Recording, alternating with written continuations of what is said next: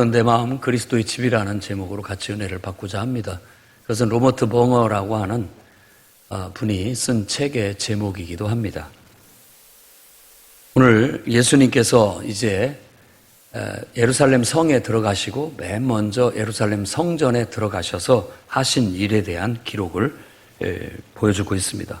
그곳에서 환전상들, 그리고 비둘기 파는 사람들,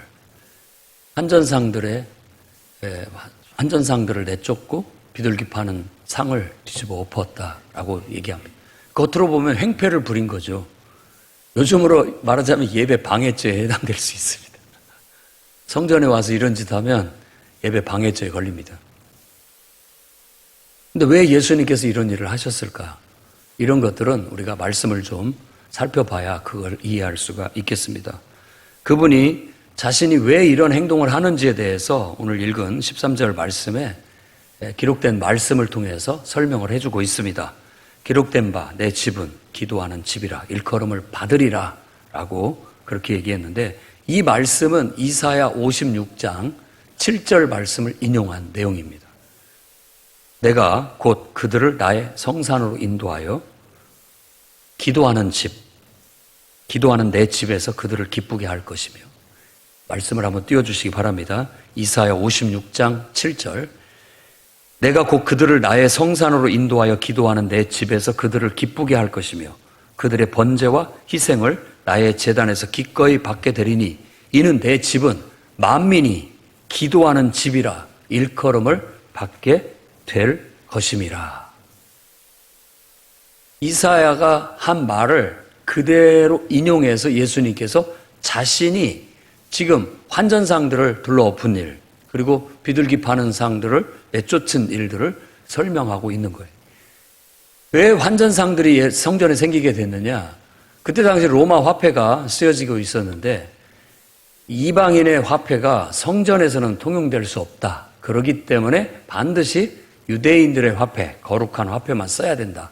이렇게 했기 때문에 로마 화폐를 가지고 와서 유대인의 화폐로 바꿀 때 우리도 돈 환전하려면 수수료 붙잖아요. 수수료를 붙입니다. 그리고 왜 비둘기 파는 자들이 거기 있었느냐? 비둘기만 판 것은 아닙니다. 비둘기는 그냥 간소한 어떤 희생 번제 제물이었기 때문에 그렇게 큰 문제는 아닙니다.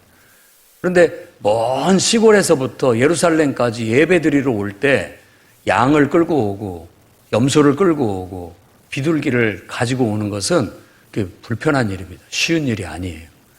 그러다 보니까 그냥 돈만 가지고 와라. 돈을 가지고 오면 이 성전에서 딱 준비를 해놓을 테니까 이거 사서 희생번제 드리면 된다라고 했을 때 그겁니다.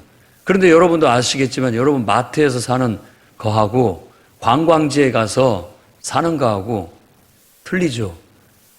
관광지에는 이렇게 비싸게 붙여서 받습니다. 그런 것처럼 성전에서 이제 자기가 희생 번제를 드릴 제물을 사게 되면 더 비싼 값에 사게 돼서 큰 차액을 남기게 되는 거예요. 그리고 그 돈들은 어디로 들어가게 됐느냐?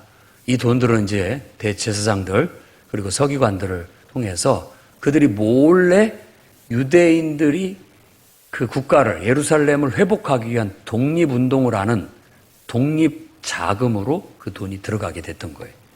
우리가 봤을 때 우리나라도 옛날에 독립자금을 그렇게 운영했던 분들을 다 애국자라고 그렇게 치하를 하는데, 그 당시 때도 당연히 로마의 피지배 민족 그 속국 아래 있는 가운데서 민족이 독립하는 것에 운동을 하는 그런 쪽으로 돈을 대주는 게 뭐가 나쁘냐라고 그렇게 생각할 수 있지만, 우리가 생각해야 할 것은 오늘 이 마태복음의 맥락 속에서 이게 하나님의 뜻과 인간의 뜻이 상충되는 거예요. 사람의 생각은 그럴 수 있지만 하나님이 예루살렘 성전을 짓고 회복하고 예루살렘을 통해서 바라시는 바는 그게 아니에요. 그게 아니다라는 것이 이사야 56장 7절에 나타난 말씀입니다. 여러분들이 이사야 56장을 앞뒤를 읽어보시면 알게 됩니다. 그 맥락은 이제 성전은 파괴됐고 민족은 이방인들 심장부로 포로로 끌려가서 거기에서 살게 됐지만 하나님께서 때가 되면 예루살렘을 회복시키게 될 거고 회복된 예루살렘에 지어진 성전, 그리고 예루살렘은 더 이상 민족의 국가의 수도로서의 예루살렘이 아니라 하나님을 예배하는 중심지로 성전 도시로서 존재하게 될 거다. 그래서 이사야 56장의 얘기는 이방인이라 할지라도 하나님을 섬길 수 없고 하나님을 예배할 수 없는 자라 할지라도 누구든지 여호와 하나님과 연합하고 하나님을 안식일을 지키고 하나님과 언약하고 그 말씀대로 살고자 하는 자는 누구든지 이 성전 도시 예루살렘에 와서 하나님을 예배할 수 있는 날이 오게 될 것이다라는 예언이 지금 우리가 읽은 이 말씀입니다. 그런데 지금 예수께서 와서 본 예루살렘 성전은 그렇게 하지 않고 거꾸로 가고 있는 겁니다. 거꾸로 가고 있는 거예요. 로마인이 됐든 헬라인이 됐든 그 외에 어떤 다른 모든 사람도 모두에게 하나님을 알리고 그들이 하나님을 인정하고 하나님을 예배하기 위해서 올 수 있는 문이 활짝 열린 예루살렘이 돼야 되는데 지금 그들이 하는 짓은 뭐냐? 자기들만 예배드리고 그리고 이방인들은 예배도 못 드리게 하고 더 나아가서는 그들이 다시 그 돈으로 국가를 회복하는, 민족을 회복하는 데에만 혈안이 되어 급급해 있다라는 겁니다. 그건 사람의 생각이고 하나님의 생각이 아니다 라고 해서 그들이 바로 잘못되고 있고 잘못 가고 있다라는 걸 깨우치기 위해서 이사야의 말씀을 인용하면서 그들을 내쫓으신 겁니다. 그리고 또 한 말씀을 하는데 너희는 강도의 소굴을 만드는도다 라고 13절에 얘기를 하고 있는데 이 말씀은 에레미야 7장 11절 말씀을 인용한 겁니다. 에레미야 7장 11절에는 내 이름으로 일컬음을 받는 이 집이 너희 눈에는 도둑의 소굴로 보이느냐? 보라, 나 곧 내가 그것을 보았노라. 여호와의 말씀이니라. 이 말은 지금 하나님을 예배하러 나온 유대인들이 우리는 하나님 앞에 구원받은 백성입니다 라고 말하는데 여호와 하나님께서 그들에게 예레미야 선지자를 통해서 하시는 말씀이 뭐냐면 거짓말하지 마라. 너희들의 실생활을 돌아봐라. 도둑질하고 간음하고 거짓 맹세하고 우상을 음란하게 섬기면서 내 집에 와서는 우리는 하나님의 은혜로 구원받은 하나님의 백성입니다 라고 말하는데 다 거짓말이다. 거짓되이 나한테 나오고 있다 라고 하면서 이 하나님의 집을, 이 예배당을, 이 성전을 도둑놈들의 소굴로 너희들이 아느냐라고 책망하는 겁니다. 도대체 이 성전을 뭘로 알고 그런 식으로 행동하고 와서 예배를 드리려고 하느냐라고 책망하는 겁니다. 그러니까 아주 따끔한 말이죠. 내가 볼 때 너희들은 딱 도둑놈들의 소굴로 알고 이 예배당에 와서 지금 행하고 있다라고 책망하는 겁니다. 그러니 이 말씀을 인용해서 말하니까 이 대제사장들, 서기관들이 그걸 보고는 기분이 안 나쁠 수가 없죠. 화가 막 치밀어 오릅니다. 저놈이 도대체 뭔데 와가지고 이 난리를 피고 무슨 권위로 이런 소리를 짓거리고 있느냐. 미친 짓을 하는 거 아니냐라고 하면서 분노하며 사실 예수님을 성전에서 이렇게 쫓으시는 내용이 오늘 21장의 주된 내용입니다. 그래서 저는 오늘 이 말씀을 통해서 우리도 얻을 교훈이 참 많다. 정말 하나님의 말씀을 통해서 우리가 배워야 할 교훈이 많다라고 여기고 저는 다음과 같은 교훈을 여러분에게 하나님 말씀으로 주고자 합니다. 첫째는 여러분들도 변화를 수용하는 사람들이 되시기 바랍니다. 예수님을 믿고 예수님을 영접하는 즉시 변화가 시작되는 겁니다. 그러니까 내가 변하려고 하지 않는다면 예수님을 제대로 섬길 수 없습니다. 예수님이 예루살렘 성에 입성을 했어요. 나귀 새끼를 타고 입성을 했습니다. 그것은 그냥 이렇게 호화롭고 자기 내세우고 이런 거 아니라는 거예요. 그런 거 내세우지 않는 그런 메시아다라는 걸 보여주기 위해서 나귀 새끼를 타고 입성을 했어요. 하지만 어린아이, 순수한 영혼들은 그분이 메시아라는 걸 알고 호산나 다윗의 자손이여 이제 우리를 구원하소서라고 하는 시편에 나와 있는 노래를 부르면서 그를 메시아로서 환영해 드립니다. 그러니까 예루살렘에 소동이 일어났어요. 소동이 일어났다고. 예수님이 예루살렘 성에 쏙 들어오니까 예루살렘에 변화의 물결이 시작되기 시작했다라는 걸 소동이 일어난지라라고 얘기해요. 도대체 이분이 누구냐? 도대체 이분이 누구냐? 하면서 사람들이 막 변화가 시작이 된 거예요. 그리고 예루살렘의 가장 중심부는 이 성전입니다. 성전 속에 똑 들어오셔가지고 하는 일들이 하나님의 뜻에 맞지 않은 인간적인 것들, 육신적인 것들, 이런 것들을 다 치워버리고 다 들러엎고 변화를 요구하시는 겁니다. 변화를 일으키시는 분이에요. 그러고 보면 지금 성전에 와서 지금 이렇게 사람들을 내쫓고 장사하는 상들을 뒤집어 엎고 하는 걸 보니까 막 격한 일들이 일어난 것 같은데요. 실제로 예수님을 만난 모든 사람들은 이와 똑같은 일을 겪습니다. 자, 나병 환자 예수님을 만났어요. 그에게 엄청난 변화가 일어납니다. 예수님을 만난 사람들은 변화가 일어나요. 그러면서 병이 나음을 얻는 거예요. 그리고 중풍병자 예수님을 만나면서 그에게 급격한 변화가 일어나요. 그러면 우리는 나쁜 것이 좋아졌다고 하면 대환영을 해요. 나병이 고통받고 있는 병이 나음을 받았으니까 너무 좋다. 하나님께서 예수님께서 고쳐주셨으니까. 그런데 그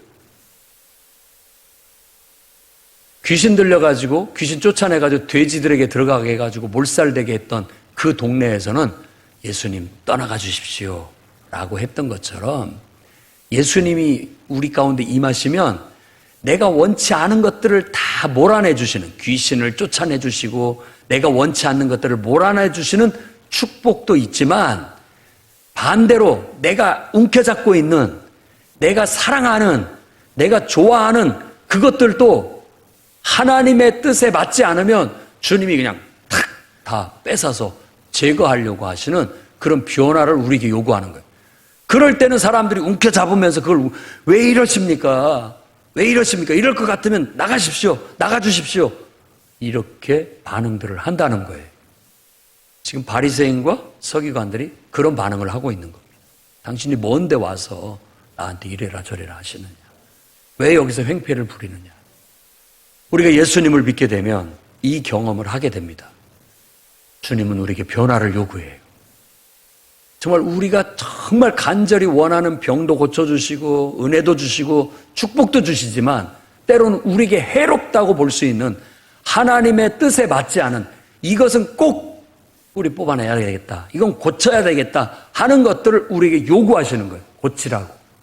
이건 너에게 도움이 되지 않는다. 이건 하나님 뜻에 맞지 않다. 네가 은혜를 받고 내 은혜와 축복을 누리기를 원한다면 이것은 고쳐야 된다. 바꿔야 된다. 버려야 된다. 라는 걸 요구하는 거예요. 그럴 때 내가 그걸 너무나 좋아하고 사모하고 애착을 갖고 있으면 주님 건들지 마십시오. 자꾸 이러시면 주님 제 집에서 나가십시오. 쫓아내게 되는 결과를 갖고 오게 된다라는 거예요. 여러분은 어떻습니까? 여러분 예수 믿고 주님이 그렇게 하시지 않던가요? 여러분에게 변화를 요구하셨을 겁니다. 여러분에게 이것은 좀 버려야 되겠다. 이건 좀 달라져야 되겠다. 요구하셨을 때, 나 예수 믿을 때 이런 생각 안 하고 예수 믿었는데, 이럴 것 같으면 주님 좀 죄송스럽지만 좀 나가주십시오. 하고, 쫓지는 않았는지 생각해 봐야 되겠습니다. 지금도 주님은 우리 마음속에 들어오십니다. 내 마음 그리스도의 집이라는 로버트 멍웨의 이 설교가 그냥 1,000원짜리 책이에요. 소책자. 그냥 대학생들 가르칠 때 했던 설교 말씀이에요. 근데 그게 너무 비유가 적절하고 예수님을 믿으면 사람은 삶의 전 영역이 달라져야 된다라는 것을 너무나 잘 비유적으로 말해주고 있기 때문에 유명해지게 됐고, 그게 그냥 출판이 돼서 베스트셀러 같이 날개 돋친 듯이 팔리게 돼서 유명해지게 된 말씀입니다. 예수님이 우리 마음의 집에 들어오셔서 우리가 기쁘게 맞아들였죠. 주님 오십시오. 이게 제 집입니다. 라고 하는데 우리나라 구조하고 좀 틀립니다. 우리는 이제 가면 신발장이 있고 이렇게 현관으로 이렇게 들어가게 되는데, 미국 집들은 이렇게 들어가면 바로 입구 들어가면 옆쪽에 이렇게 서재가 있고요. 이 서재는 손님들 오면 내주는 방이기도 하고, 아무튼 서재가 있고, 그 다음에 거실이 있고, 거기에 주방이 있고, 그렇습니다. 그러니까 이제 우리가 보통 할 때 우리 집에 오십시오 하면은 제일 노출되는 곳이 서재, 그리고 이제 주방, 거실. 여기까지는 보편적으로 언제든지 오시라고 얘기할 겁니다. 내가 오늘 여러분 집사님들 중에 누구 집에 내가 오늘 가겠습니다 하면 여러분은 어떻겠습니까? 오케이, 오십시오. 언제든지 오십시오. 라고 하실 수 있는 분이 얼마나 될까요? 목사님, 좀 시간이 필요합니다. 왜냐하면 좀 정리가 필요해요. 그냥 오늘 예배당 오니라고, 바쁘게 오니라고 막 옷도 어디다 벗어놓고 어떻게 막 정리도 안 하고 왔기 때문에 가서 정리를 하고 난 다음에 오시라고 받아들일 수 있겠다라고 생각하실 분들도 있을 겁니다. 그러니까 자기 집을 오픈하고 공개하고 공유한다는 건 쉬운 일이 아니에요. 특히 이제 세종시에는 더욱더 그런 게 좀 강한 것 같아요. 근데 우리가 마음이 열리고 은혜를 받으면 오십시오 라고 하는데, 우리가 마음이 열려서 그래도 받아들일 수 있는 공간은 그래도 서재, 거실, 주방까지라는 거예요. 이 로버트 멍의 이야기 속에는. 그래도 그런 건 쉽게 오픈할 수 있고 공개할 수 있는 거예요. 그런데 예수님이 이렇게 보면서 참 집 좋구나 이렇게 둘러보시다가 이제 혹시라도 여러분들이 이렇게 오락을 즐기는 방을 이렇게 열려고 하면 딱 가로막으면서 여기는 좀 기다리십시오. 안 됩니다. 다음에 보십시오. 그리고 침실, 거실, 침실, 안방 들여다보려고 하거나, 여러분들이 또 은밀하게 모든 것들을 감춰두는 어떤 그런 골방, 이런 것들, 벽장, 이런 것들은 쉽게 오픈하지를 못한다라는 거예요.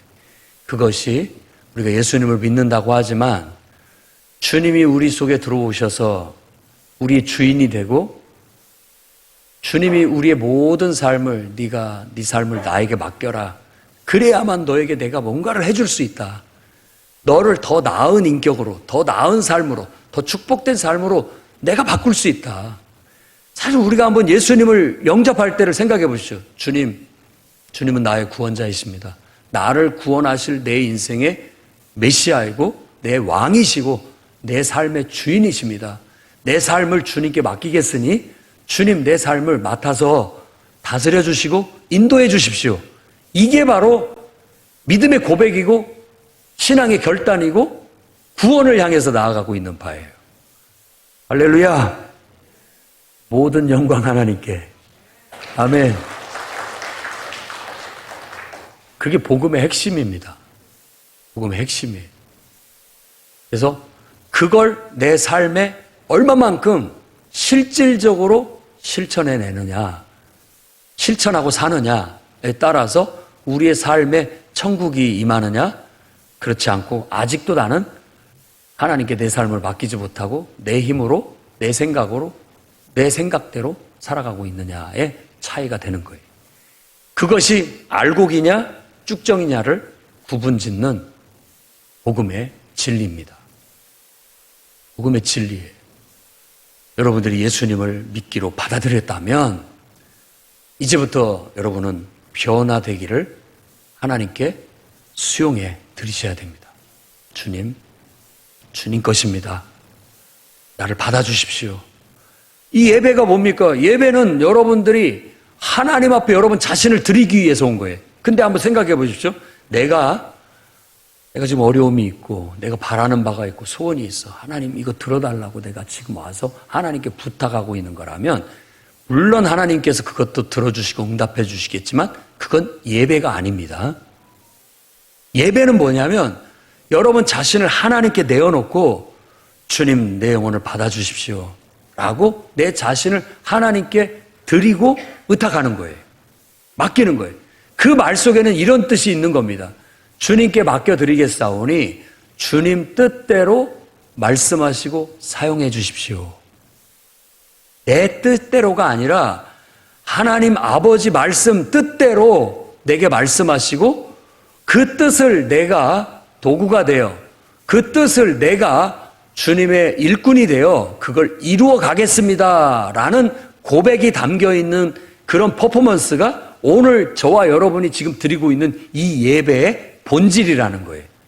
그렇게 하다 보면 하나님께서 하나님의 영광을 드러내시고 하나님이 우리를 통해서 역사하시기 위해서 여러분의 기도도 들어주시고 여러분의 소원도 들어주시고 여러분의 병도 고쳐주시고 간절히 바라는 소망도 들어주시는 거예요. 왜? 그게 결국은 하나님의 영광을 드러내고 하나님의 뜻을 이루기 위해서 필요한 거니까. 그건 부수적인 거예요. 포도원 품꾼들이 와서 놀고 앉아있느니 와서 일해라 라고 했을 때 그들이 그 품삯을 보고 가서 일하는 게 아니라 놀지 않고 일할 수 있다는 것에 그래도 하나님 앞에 쓰임받을 수 있다는 데 감사하는 그것이 그 비유의 핵심 가르침이에요. 본질이에요. 여러분 아침 9시부터 와서 일한 사람이나 마감 시간 1시간 전에 와서 1시간만 일하는 사람은 똑같은 품삯을 받았어요. 그럼 누가 불만을 해야 됩니까? 누가 불만을 해야 되냐고요. 사람의 생각은 오전 9시부터 와서 일한 사람이 불만이 많은 거예요. 왜? 나는 많은 시간을 일했는데 1시간 일한 사람하고 똑같은 품삯을 받을 수 있냐? 더 주셔야 되는 거 아니냐라고 말할 수 있다는 거예요. 그러나 예수님의 생각은 틀려요. 영적인 판단은 틀립니다. 정말 불만이 있어야 하는 사람은 1시간 일한 사람이어야 된다는 거예요. 나는 1시간밖에 일하지 못했다라는 거. 더 많이 하나님을 위해서 일할 수 있고 더 많이 하나님의 영광을 위해서 내가 쓰여질 수 있었는데 그 많은 시간을 다 허비하고 낭비해버리고 1시간밖에 하나님 앞에 쓰여지지 못했고 하나님을 위해서 일하지 못했으니 내가 후회스러운 것이 돼야죠. 그 사람이 후회스러운 것이 돼야죠. 그게 영적인 생각이고 앞에 있는 게 인간적인 생각이라는 거예요. 우리가 예수님을 믿게 되면 그때부터 우리의 모든 삶은 하나님께 맡겨졌고 하나님 앞에 쓰여지는 축복의 삶으로 변화되게 되는 겁니다. 그러니까 나의 변화가 믿어야 돼요. 내가 내 욕심을 차리고 내 생각대로 사는 것보다도 하나님께 맡기고 하나님으로부터 내게 오는 마음과 생각을 따라서 살아가는 삶이 훨씬 더 복되고 행복하고 축복된 삶이라는 믿음이 있어야 하나님의 변화를 수용해 드릴 수 있다는 거예요. 그리고 그거 인간적인 생각이 움켜잡지 않은 거예요. 왜? 그것이 나에게 해롭다는 걸 나보다도 하나님이 더 잘 알고 계시고 그걸 버리게 되면 그 자리에 더 좋은 것들이 채워지게 될 거라는 걸 믿기 때문에 버리죠 뭐. 아멘. 주님이 원하시면 내놓겠습니다. 버리겠습니다. 바꾸겠습니다. 이렇게 순종하게 나가게 되면 하나님은 그 자리에 정말 하나님 보셨을 때 내게 가장 필요한 거, 내게 더 좋은 거, 더 귀하고 축복된 것으로 채워주신다라는 거예요. 그 믿으셔야 됩니다. 야, 네 손에 있는 그 500원 나 줄래? 아이에게. 안 줘요. 고집을 피우죠. 그거 줘. 내가 10,000원 줄게.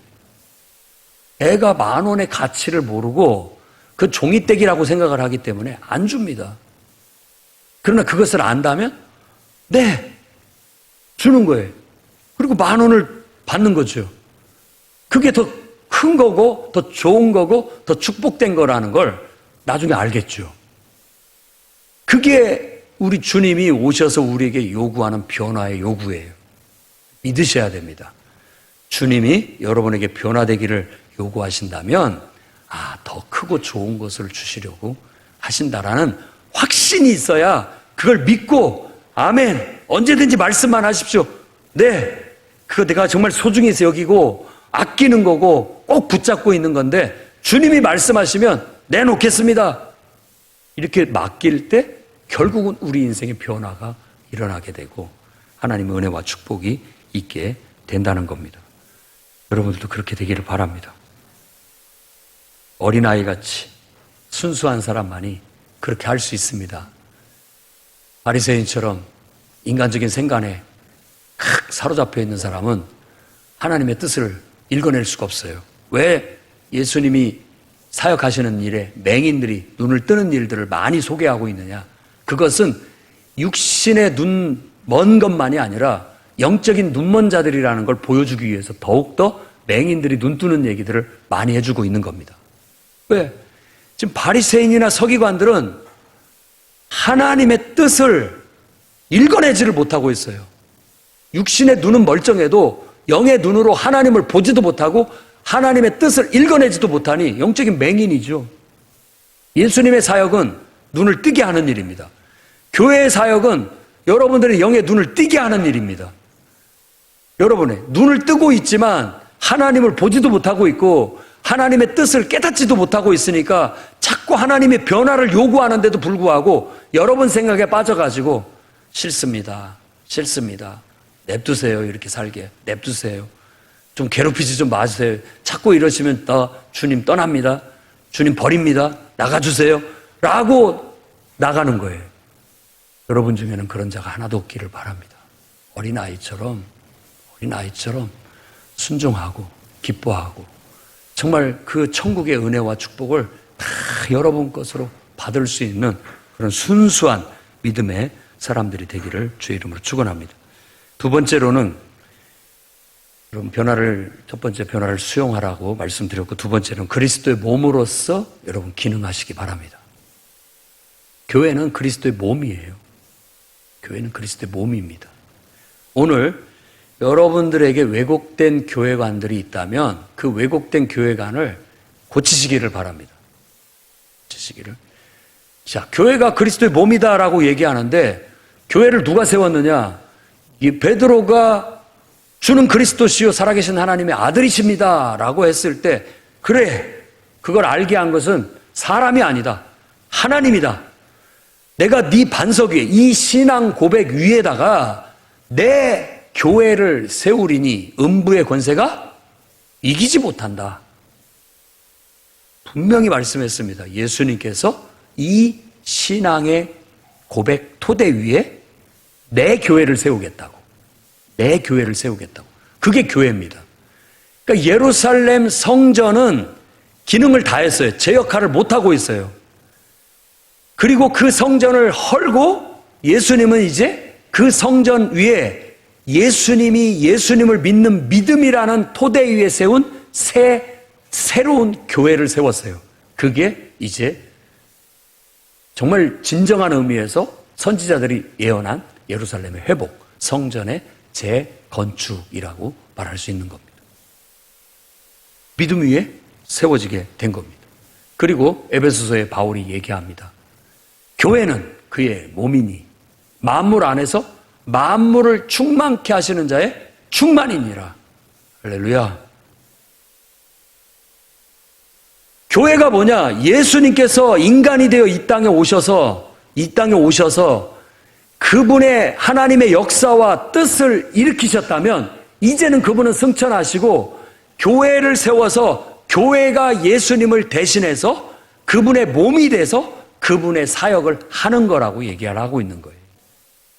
고린도 전서에는 그렇게 얘기합니다. 12장 12절에 몸은 하나인데 많은 지체가 있고 몸의 지체가 많으나 한 몸인과 같이 그리스도도 그러하니라.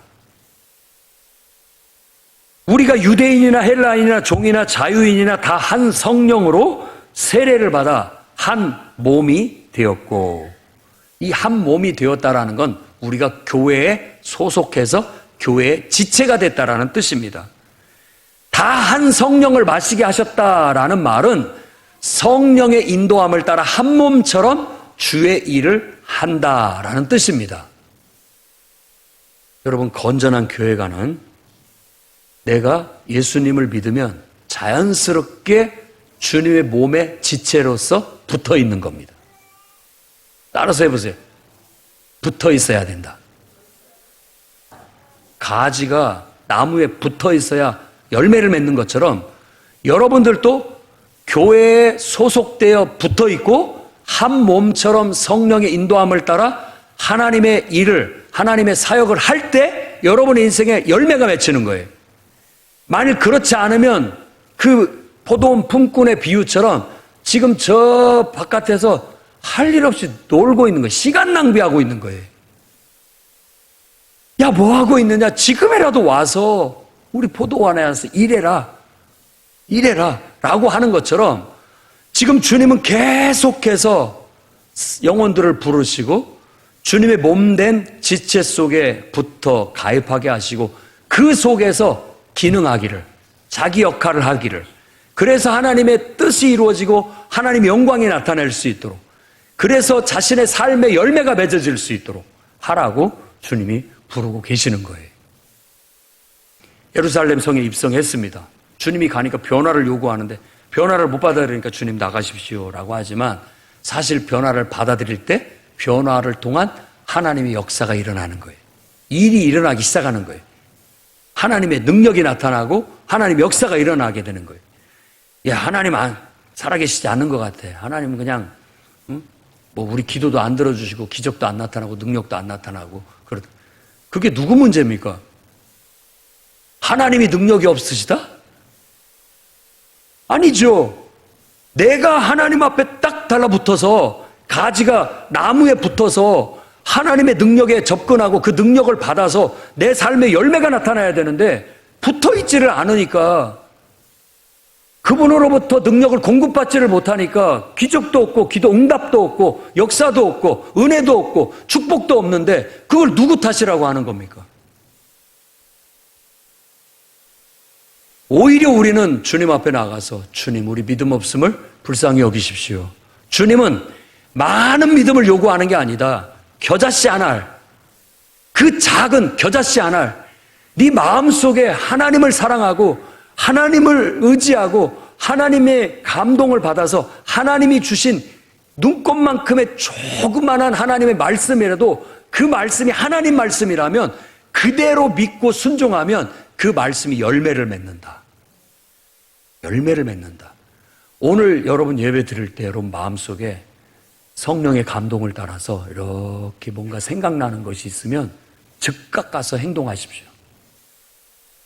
마음에 떠오르는 어떤 것들이 있다면 즉각 가서 행동하십시오. 그게 열매가 나타나게 될 겁니다. 그게 바로 하나님의 성령의 역사예요. 하나님이 인간을 창조하신 목적이 거기에 있습니다.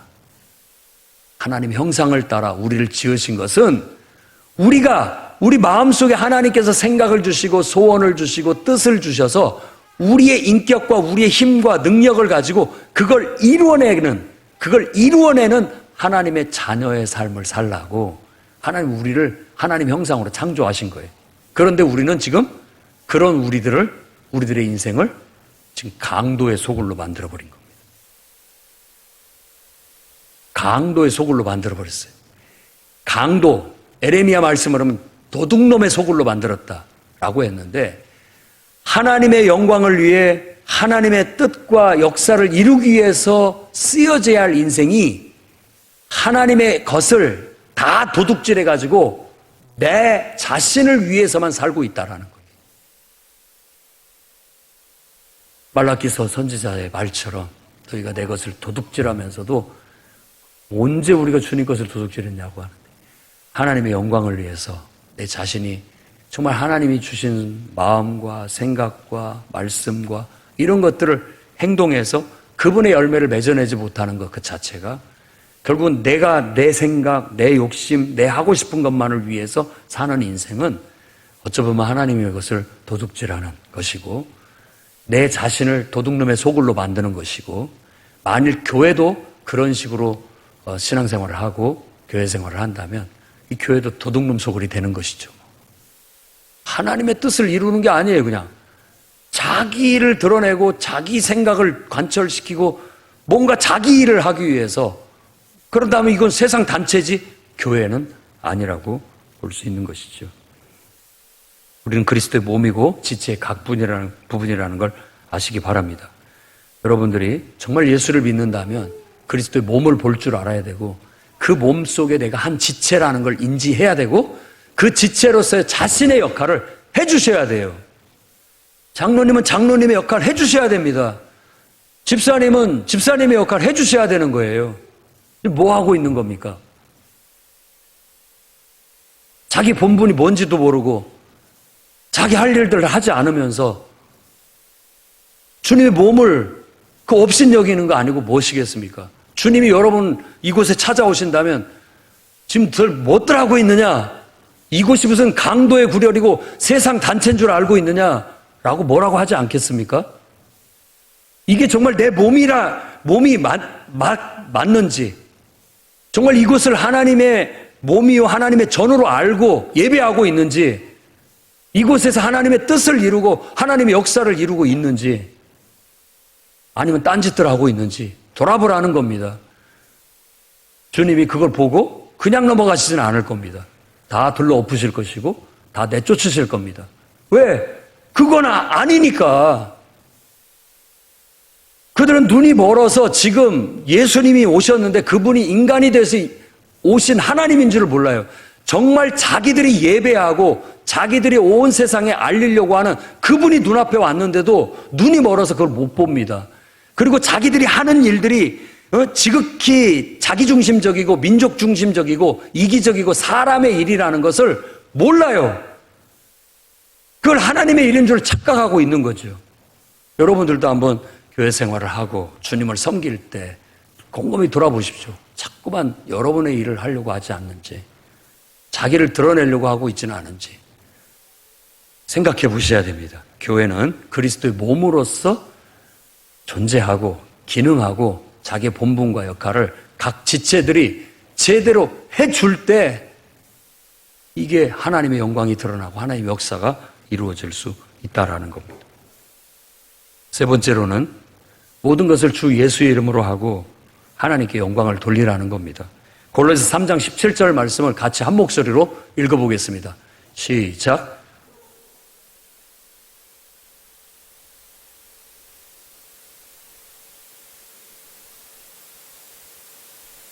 네, 말에나 이래나 무엇을 하든지 주 예수의 이름으로 해라.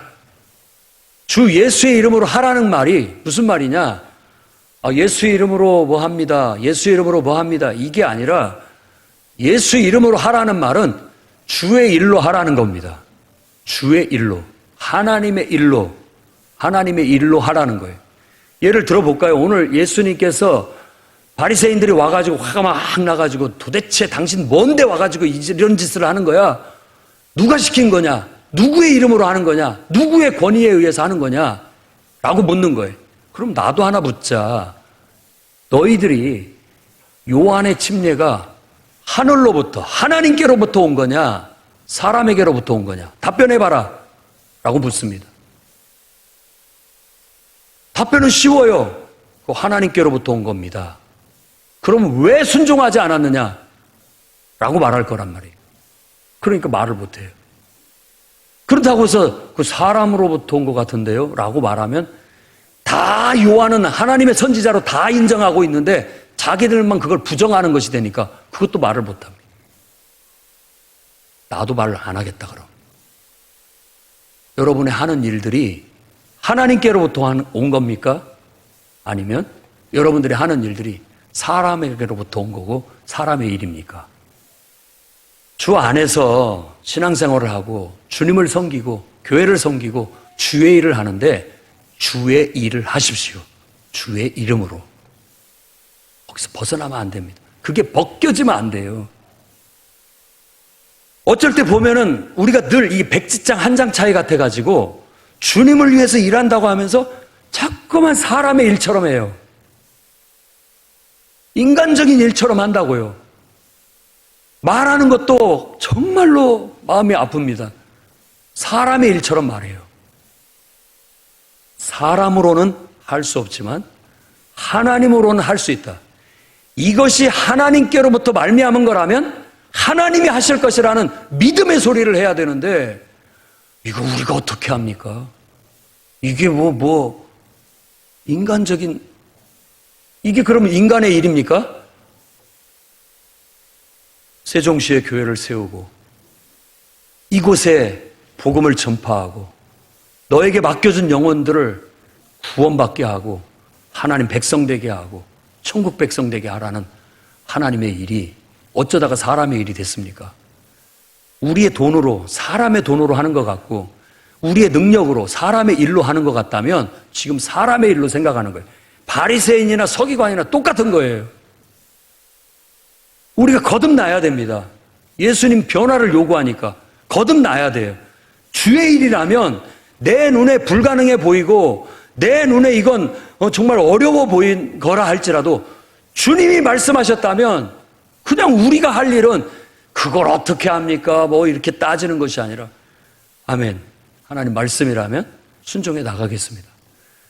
다만 우리에게는 오병이어밖에 없고 우리에게는 겨자씨 안 할 만한 믿음밖에 없지만 그거라도 주님이 쓰시겠다면 내놓겠습니다 라고 했을 때 하나님께서 역사하시면 축복하시면 그게 5,000명을 먹을 수 있는 능력이 되고 중풍병자를 고치는 능력이 되고 눈먼 맹인의 눈을 뜨는 기적이 나타나고 하는 거예요. 누가 우리가 사람의 일을 합니까? 우리는 할 수 없지만 하나님은 할 수 있습니다. 우리는 그저 주의 이름으로 하나님의 영광을 위해서 하나님이 말씀하시니까 순종해서 나아갈 뿐이지 그 나머지는 하나님 알아서 하시는 거예요. 거기다가 자꾸만 바리새인처럼 서기관처럼 인간적인 것들을, 인간의 생각을, 사람의 생각을 갖다 붙이면 안 됩니다. 베드로도, 주님의 수제자인 베드로도 예수님이 내가 고난받고 죽을 것이다. 그래야만 된다. 난 그러려고 왔다. 예수님 무슨 말씀이에요? 그럼 우린 다 뭐 됩니까? 주님 따르는 우린 다 뭐 됩니까? 절대 내 눈에 흙 들어가기 전에 주님 그런 일 당하게 두지 않겠습니다. 예수님에 대한 충성스러운 마음에서 얘기했지만 예수님이 봤을 땐 네가 지금 사람의 일을 생각한다. 하나님의 일을 왜 생각지 못하느냐? 사탄아, 그 생각 자체가 사탄의 준 속임수니까 사탄아 불러가라 라고 책망하셨던 거예요. 우리도 하나님을 섬기면서 신앙생활을 할 때 정말 주의 이름으로 하고 있는가? 주의 일로 하고 있는가? 이 모든 것들이 하나님께로부터 온 것이고 하나님의 능력을 힘입어서 하고 있고 하나님께 영광 돌리기 위한 것인가를 살펴야 되는 거예요. 그 초점을 놓쳐버리면 세상 일이 돼버립니다. 교회는 세상 일을 하는 곳이 아닙니다. 유일하게 그리스도의 몸으로서 만물 안에서 만물을 충만케 하시는 자의 충만이고 그분으로부터 오는 말씀을 받아서 그분 말씀을 이루고 그분의 역사를 이루기 위해서 그분의 몸이 돼서 한마음 한뜻이 돼서 협력하고 사역하는 곳이 교회예요. 세상의 유일한 단체입니다. 교회는 교회돼야 됩니다. 여러분들이 이 교회가 그런 교회가 되도록 모두가 믿음으로 화합하고 협력해 나가주시기를 바랍니다. 주님이 오늘 여러분을 찾아오셔서 변화를 요구하신다면 아멘 수용하시기를 바랍니다. 여러분이 그리스도의 몸의 지체의 한 부분이라는 걸 인지하시고 그 지체로서 여러분들이 감당해야 할 역할 그리고 여러분들이 해야 할 것들 작은 믿음으로 오병이어 하나님 앞에 정말 헌신하고 섬길 수 있기를 바랍니다.